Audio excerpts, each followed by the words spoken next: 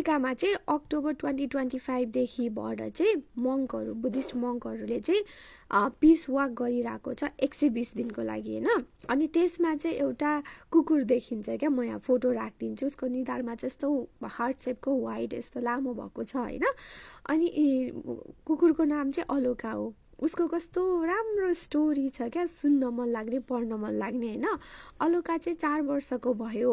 अनि जब इन्डियामा चाहिँ वाक अफ पिस भएको थियो 112 दिनको, त्यति बेलामा चाहिँ अलोकाले बुद्धिस्ट मङ्कहरूलाई देखेर अनि पछि लागेर फलो गरेको होइन। अनि नआऊ भनेर मङ्कहरूले धपाउँदाखेरि नमानेर पछि लागिराखेको क्या। अहिले ऊ पोइन्ट अफ अट्र्याक्सन होइन। अहिले ऊ चाहिँ यस्तो सिम्बोलिक भएको छ क्या, पिस डग भनेर अलोका चाहिँ कुनै दिन स्ट्रे डग हामी नेपालमा भन्छौँ नि, भुसिया कुकुरको कस्तो स्ट्रगल हुन्छ, फाइट परेको हुन्छ, खान पाउँदैन, बाटोमा हिँड्ने मान्छेहरूले गाली गर्छन्, धपाउँछन्, लात्ती हान्छन् होइन। हो कुनै टाइम चाहिँ ऊ त्यस्तो थियो।